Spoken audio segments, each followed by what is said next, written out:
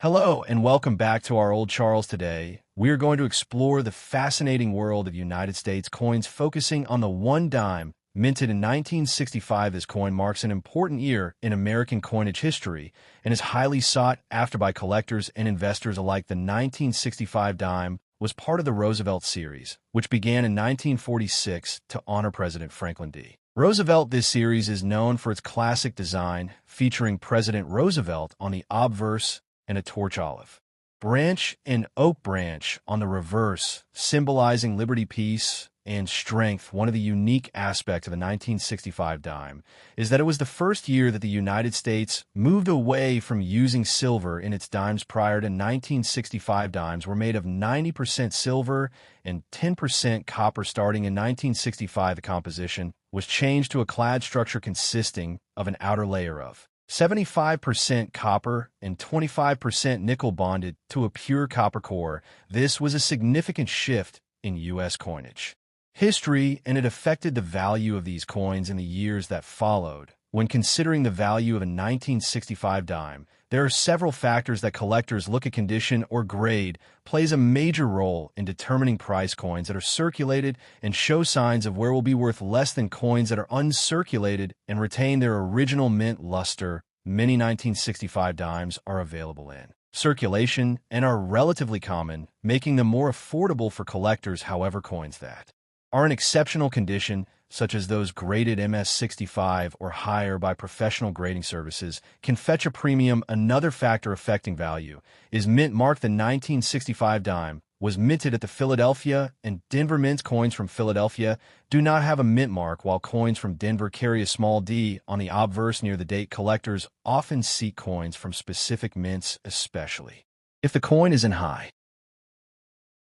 grade. As for pricing, the value of a standard circulated 1965 dime is typically close to its face value, which is 10 cents. However, uncirculated examples in brilliant condition can sell for several dollars, depending on the quality and the market demand. Rare errors from this year, such as double dies or coins with striking anomalies, can be worth significantly more. These error coins are highly collectible, and some have sold for hundreds of dollars at auction. It is also important to note that the 1965 dime does not contain silver, so it does not carry intrinsic metal value like pre-1965 dimes. Many investors who are looking for silver coins tend to avoid the 1965 issue and instead focus on earlier Roosevelt dimes. However, for those who are completing Roosevelt dime collections or looking for affordable coins in high grade, the 1965 dime is an essential addition. If you're planning to collect 1965 dimes, it is recommended to look for coins with minimal or sharp details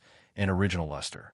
You can also consult with a professional coin dealer or use online marketplaces to compare prices and find the best deals. When buying coins, always be cautious of counterfeit or altered coins, especially if the coin is being sold at a price that seems too good to be true. In conclusion, the 1965 United States one dime is a historically significant coin marking the transition from silver to clad coinage. While most circulated examples are common and worth only face value, high-grade, uncirculated coins and rare error varieties can be valuable to collectors. Understanding the coin's history, its composition, condition, and mint mark will help you determine its worth and make informed decisions for your collection. We are diving into the rich history of the United States one dime. Minted in 1965, this coin is part of the famous Roosevelt Dime series, which was first introduced in 1946 to honor President Franklin D. Roosevelt, who had passed away the previous year. Roosevelt was chosen because of his leadership during the Great Depression and World War II, as well as his role in founding the March of Dimes, a national campaign to fight polio, which he himself had battled. The Roosevelt Dime has featured the same design since its introduction. The obverse shows a left-facing portrait of President Roosevelt, while the reverse depicts a torch in the center flanked by an olive branch on the left and an oak branch on the right, representing liberty, Peace and Strength. The design was created by John Arsenic, the chief engraver of the United States Mint, who wanted to capture the dignity and determination of the late president. The year 1965 was a historic year for U.S. coinage because it marked a major change in composition. The United States had been using silver in dimes, quarters, and half dollars for decades. Dimes minted before 1965 contained 90% silver and 10% copper, making them valuable not just to collectors, but also for